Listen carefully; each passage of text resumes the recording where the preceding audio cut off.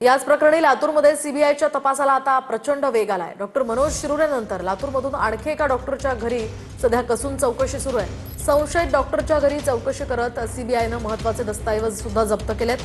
Doctor Manoj Shirure याच्या hospital आणि घरा शेजारच्या एका अपार्टमेंटमध्ये 4 तास कसून चौकशी करण्यात आली।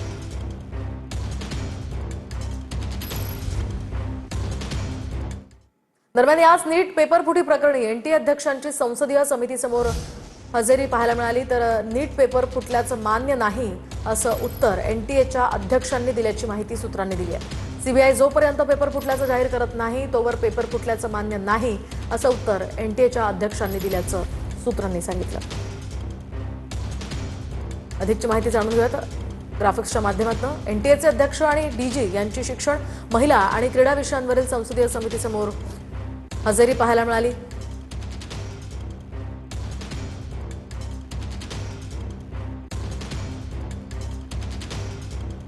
यानंतर नीट पेपर फुटी प्रकरणी एनटीए अध्यक्षांना अनेक प्रश्न या ठिकाणी विचारले गेले।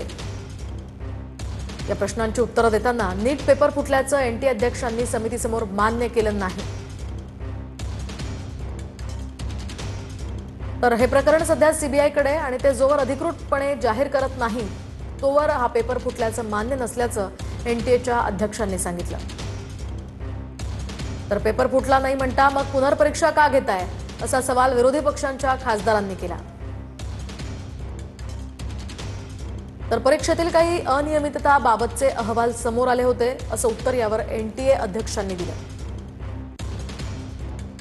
विद्यार्थ्यांचा विश्वास कायम राखण्यासाठी पुन्हा परीक्षा घेणं आवश्यक होतं असं एनटीएच्या अध्यक्षांनी म्हटलं।